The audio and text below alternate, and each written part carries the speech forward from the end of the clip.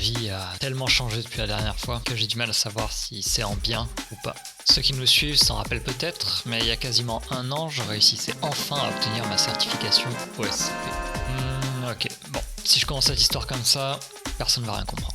Au passage, je vais en profiter pour remercier une personne qui nous a pas mal aidé ces derniers temps. C'est un ours qui se fait appeler No8. A priori, nos projets lui ont plu et il a voulu faire un geste de sa poche pour nous soutenir. Il a posé sa grosse paire de liasses de billets sur la table sans rien demander en retour pour qu'on puisse investir dans du bon matos, payer les factures qui traînaient et éventuellement se prendre des cours d'anglais.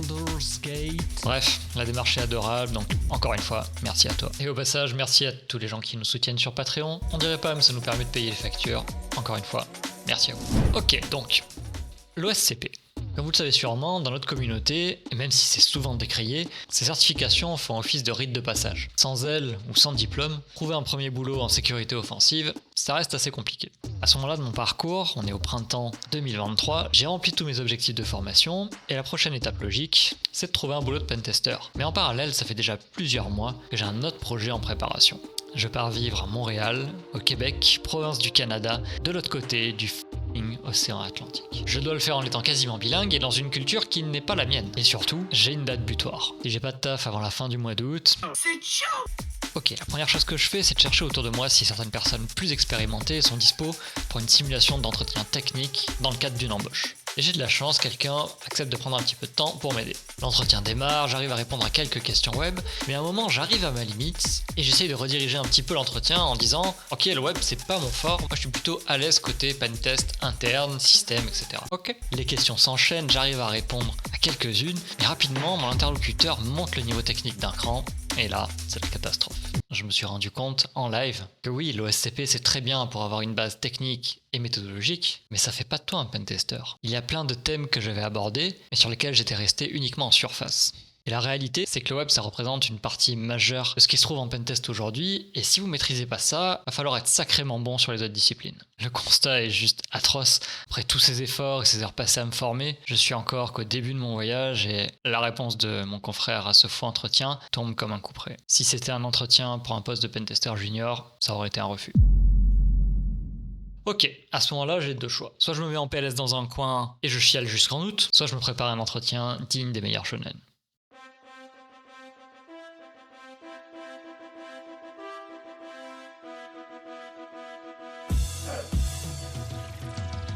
Au programme, l'excellent GoAD créé par Mayfly qui bosse chez Orange Cyberdéfense. C'est un lab à monter entièrement chez soi et qui permet de voir beaucoup de techniques d'attaque interne sur un réseau Active Directory. J'ai bouffé du TGT, des ACL, du Bloodhound, du Trust, du MSSQL, bref. Je vais pas vous faire toute la liste. Et ce qui est génial avec ce lab, c'est que tout est en local, donc pas de problème de connexion et pas trop de stress à péter, quoi que ce soit. En plus, à côté de ça, vous avez un petit blog qui est dispo pour vous guider pas à pas sur chacune des étapes et chacune des attaques. Donc juste, j'ai rien de plus à dire. Si vous voulez vous entraîner sur de l'AD, c'est le GOAT. Pour la suite, on va parler un petit peu de web. Et là, une nouvelle fois, un site qui m'a énormément aidé, ça a été l'académie web de Portswigger, que j'avais déjà listé dans ma vidéo SCP. Et là, cette fois-ci, il a fallu que je complète pas mal de mes connaissances techniques. Donc j'ai essayé de m'attaquer à un petit peu tous les sujets et je suis monté à peu près jusqu'à 60% des labs faits, surtout les novices et les intermédiaires, histoire d'avoir une base un petit peu plus solide. Et pour finir, il y avait une compétence que j'avais jamais mis en pratique et qui allait forcément me servir, c'était celle de faire un rapport de pentest. Parce que ouais, ça paraît bête, mais si c'est ma première expérience, mon employeur va s'attendre à ce que j'ai jamais appris à rédiger de rapport. Et donc je me dis que si je prends les devants et que j'apprends à en faire un, même qui soit pas excellent, ça me donnera peut-être l'avantage sur quelqu'un qui en a jamais fait. Et pour cette étape, c'est un autre confrère qui m'a aidé cette fois-ci. J'ai nommé Mathieu Billot, alias Uz, qu'on a déjà reçu sur la chaîne, en plus vous le savez, qui m'a laissé passer le test technique d'entrée dans sa boîte, histoire que je puisse m'entraîner à faire un vrai rapport. Alors, on va pas se mentir, le niveau technique était un peu au-dessus de ce que j'étais capable de faire, mais pour ce qui est du rapport, en tout cas, c'était une super expérience, et la mise en condition a été utile pour la suite. Donc encore une fois, Uz, merci. Tout cet entraînement et ces préparations, ça avait pris du temps. Il me restait un mois. Et donc à ce moment-là, je me suis demandé comment faire pour trouver un boulot qui, de 1, m'intéresse, et 2, où j'ai une chance d'être pris. Et une chose que j'avais mis de côté depuis tout le début de ce processus, c'est ça en fait, ce que vous êtes en train de regarder en ce moment. Tout ce que je fais à côté avec Hackback, en fait c'est un projet qui contribue, j'espère, directement à la communauté, et au fil des interviews qui m'a fait rencontrer quand même pas mal de monde. Donc pourquoi ne pas me servir de cette chaîne YouTube, des réseaux sociaux associés, pour essayer de faire passer mon message ? Et donc j'ai rédigé un joli post sur LinkedIn en essayant d'être le plus clair et le plus attractif possible. Et le résultat, ça a été plutôt concluant. En 2 jours, j'ai passé 6 entretiens, rencontré plein de personnes sympathiques qui étaient juste là pour dire bonjour, plein d'autres personnes qui m'ont souhaité la bienvenue au Québec alors que j'étais même pas en route, et surtout, j'ai trouvé un boulot.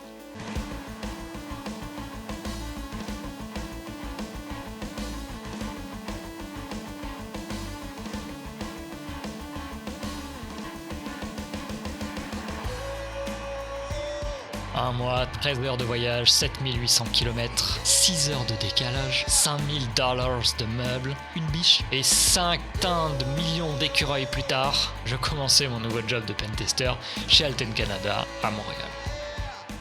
Et on entame avec l'accueil que j'ai eu chez Alten Canada et au Québec en général. Franchement, aucune discussion possible. Chaque personne, des RH à la direction, en passant par les managers, les devs, tout le monde en fait. Tout le monde a été souriant, agréable, facile d'accès. J'ai eu de l'aide à chaque fois qu'il en fallait, que ce soit pour du travail ou pour des sujets perso. Réellement, pour ce qui est du déménagement, le Québec c'est carton plein. Et pour ce qui est du travail en lui-même, le problème c'est qu'en fait j'ai pas le droit de vous dire ce que je fais et avec qui je le fais.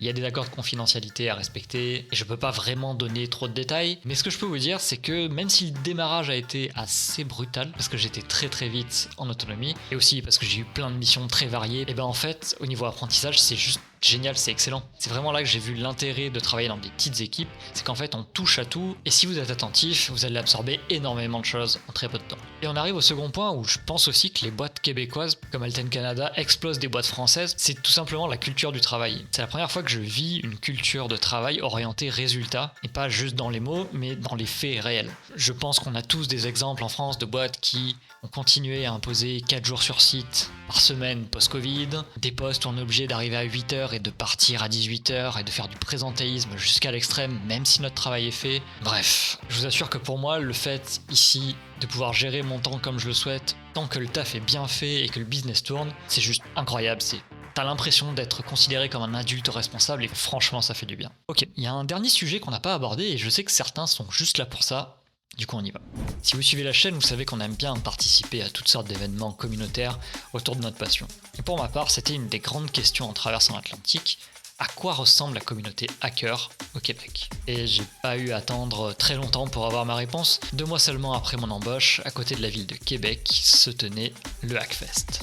Mais cette fois, mon état d'esprit allait être un petit peu différent. Alors déjà parce qu'il n'y avait pas Noobozorux avec moi, et puis surtout, c'était la première fois que j'assistais à ce genre d'événement en étant réellement pentester. D'ailleurs, au passage, petit remerciement à Alten Canada, ça faisait à peine 2 mois que j'étais embauché, et ils ont accepté de me payer tout le voyage, le logement, le déplacement, bref, tout pour aller assister au Hackfest. Et leur seule demande, ça a été d'être mentionné quelque part dans cette vidéo, chose que je comptais faire de toute façon. Donc, 10 points to Gryffindor. En avant pour le Hackfest.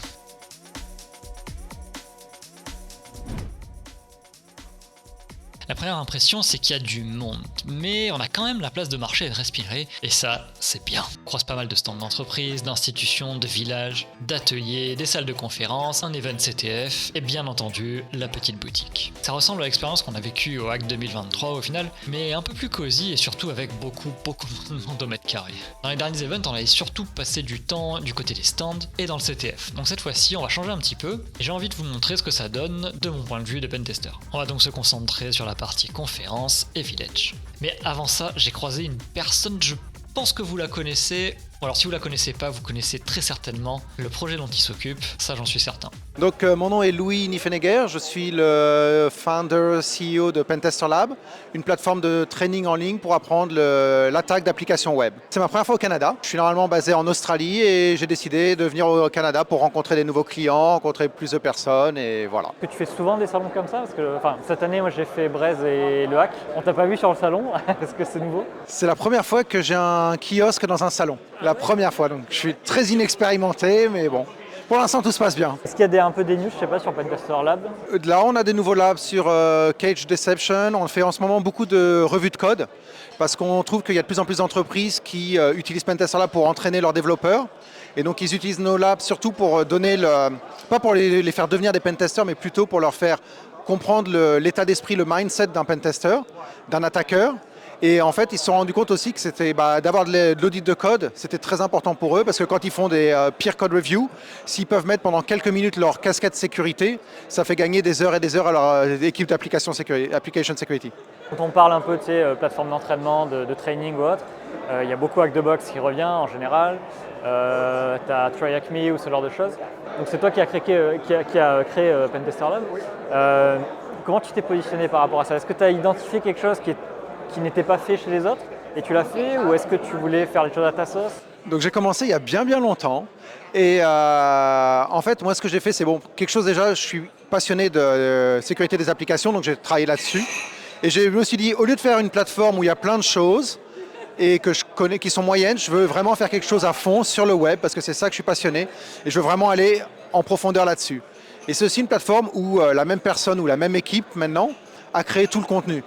Et donc il y a moins de répétitions, les vidéos sont créées par la personne qui a créé les labs, donc les vidéos c'est moi en général, les labs il y en a maintenant environ 500, j'en ai créé sûrement 490, donc voilà, donc je pense que c'est au niveau, je ne vais pas dire qualité du contenu, mais qualité du curriculum que j'essaye de me différencier. Ouais, alors j'imagine que si tu as fait toi-même les 490 labs au niveau même apprentissage, reformulation de la compétence, tout ça, ça doit être assez sympa, même pour toi, j'imagine. Ah oui, je dis souvent que je n'arrive pas à croire que c'est mon boulot.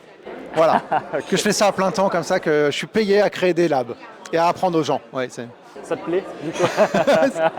Ça se voit. Ça se voit. Intéressant, c'est une plateforme que j'ai peu utilisée jusqu'à présent, mais je pense qu'on va faire un essai rapidement et pourquoi pas vous faire un retour en vidéo, ça pourrait être sympa. Avant de passer à la suite, petit stop par la boutique, histoire de faire des emplettes. Les goodies étaient vraiment sympas et il y avait même une jolie toile exposée avec une loterie organisée pour la gagner, la classe. Au passage, quand vous allez sur des événements comme ça, n'hésitez pas à lâcher quelques billets dans la boutique, ça soutient directement l'événement, donc faites-vous plaisir, ça fait vraiment plaisir à tout le monde. On monte à l'étage, direction les villages. Première salle, ça parle de SDR, mais la personne qui devait présenter cette partie n'est pas venue. On discute un petit peu de radio amateur, mais bon, honnêtement, c'est pas trop le sujet qui nous passionnait à la base. Et au moment de partir, notre hôte nous montre quelques projets, et là, on découvre, stupéfait, qu'ils ont organisé une conversation via radio amateur entre une école et la Station Spatiale Internationale. L'ISS, what the f... C'est juste la grande classe. Alors on enchaîne et pour rester dans le thème des enfants, on passe par le Kids Village. L'idée c'est d'initier un peu les enfants au monde de la tech et du hacking grâce à de petites activités assez variées, des challenges, de l'impression 3D, plein de petites choses sympas pour commencer doucement. Et, la track jeunesse du Hackfest, alors c'est une série de challenges non structurés, puis on leur offre différentes tracks ou différentes catégories d'activités. Donc on a de l'impression 3D, de l'initiation à la programmation, on a un brain fox.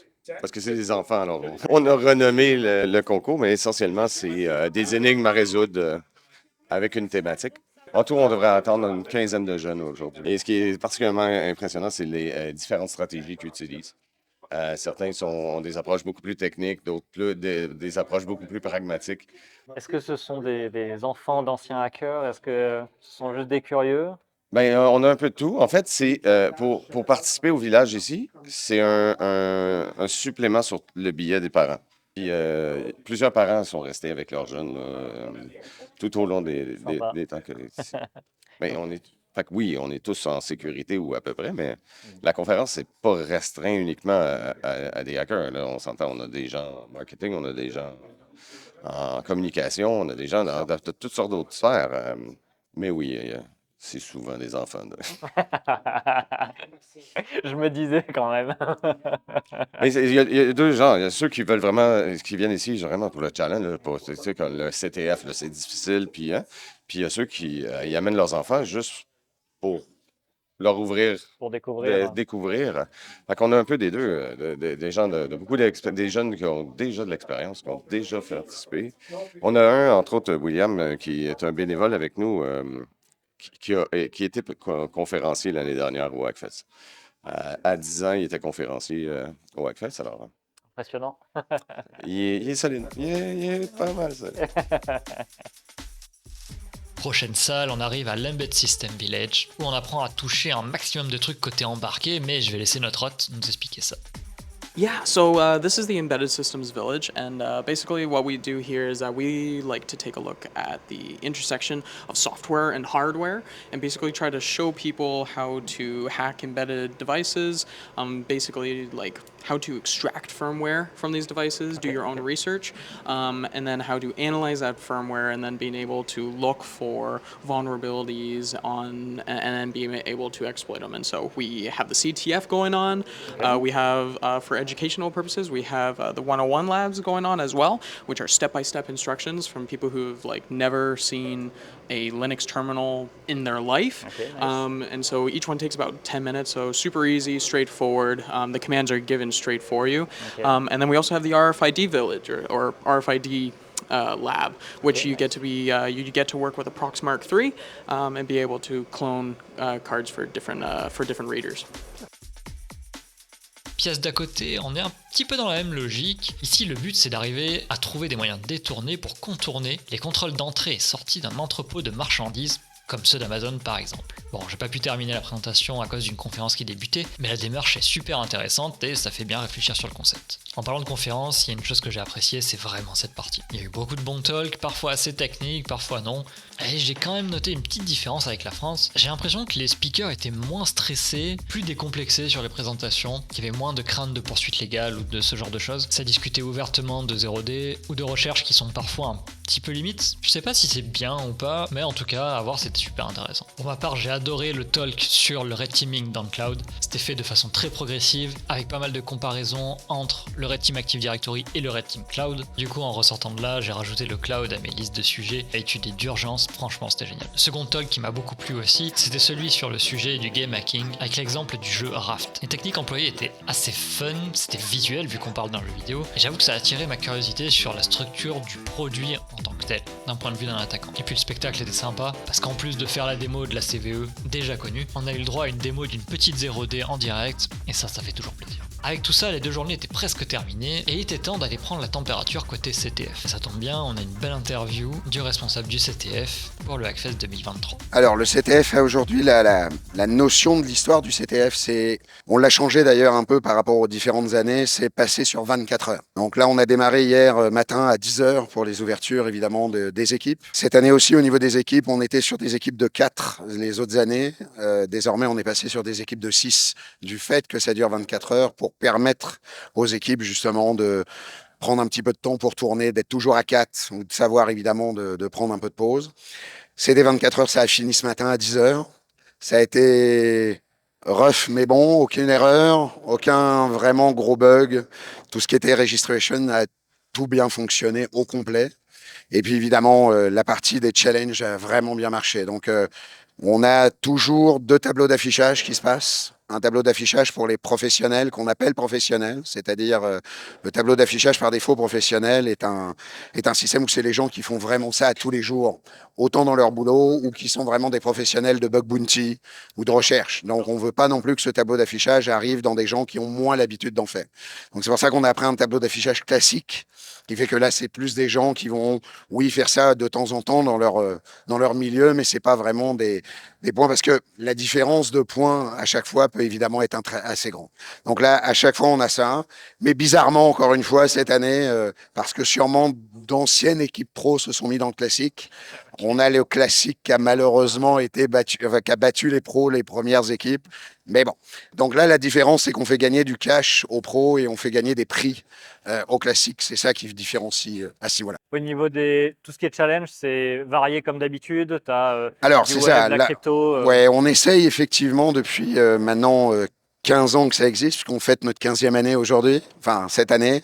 Moi, ça fait 12 ans que je fais le Hackfest, ça fait depuis 2018 que je suis le lead du CTF.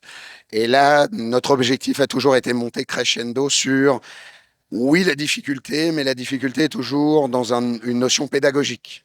Mais par contre, on met une difficulté sur la variété des challenges. Et là, cette année, on a fait fort, parce qu'on a eu une variété au niveau du cloud. Donc, on avait les 3 clouds, Azure, AWS, GCP. On avait évidemment du reverse engineering, on avait de l'encoding, on avait du crypto, on avait du mobile. Enfin, depuis 2017, le mobile est revenu au Hackfest. On a eu pour du SOC bleu, donc pour toutes les équipes bleues, on avait évidemment toute la notion gestion des logs et de gestion comme les SIEM. Et puis en même temps, on avait après des choses un petit peu particulières de passation de mouvements latéral sur des web apps à hacker.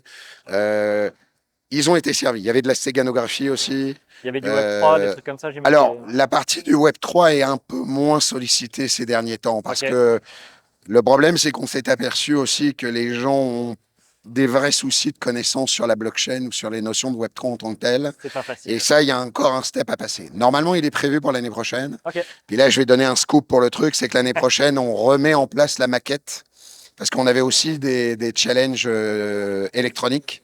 Donc ça, c'est un de mes designers qui s'appelle Max, qui faisait de la SDR en fait derrière. Mais l'année prochaine, on fera une maquette au complet. Donc il y aura de l'Arduino, il y aura du Raspi, il y aura du small computing et en même temps des maquettes qui permettra de simuler comme si c'était des services à casser, comme un service des eaux ou comme un service électrique ou un barrage par exemple pour éventuellement casser. C'est le but du jeu. Okay. Donc on remet évidemment ça en place. Puis en même temps, on a fait aussi notre logo. En fait, notre Corsair, on l'a serti en électronique. Okay. Et dedans, celui qui ne pouvait pas être là cette année sera là l'année prochaine. C'est lui qui a designé l'intégralité de la SBC qui est dedans. Et il a carrément même créé l'OS qui est dedans. Okay. Donc, il va faire en plus 6 flags à l'intérieur pour ça. Donc, tout ça va être évidemment encore plus édulcoré l'année prochaine à ce niveau-là. Bon, on va venir l'année prochaine alors. C'est ça, c'est ça, c'est ça.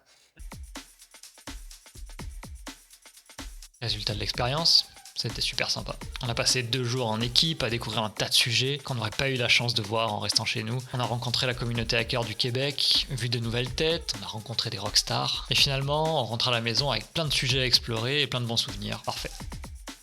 Les 6 derniers mois, j'ai pas vu le temps passer et je vous assure que pour moi, c'est un gage de qualité. Le Canada, c'est un pays génial où je découvre de nouvelles choses chaque semaine. La qualité de vie est incroyable, les gens sont accueillants, tellement bienveillants. Et la culture du travail est en train de me réconcilier avec le monde de l'entreprise. Il y a juste un truc qui me fait grincer les dents, c'est le prix du fromage.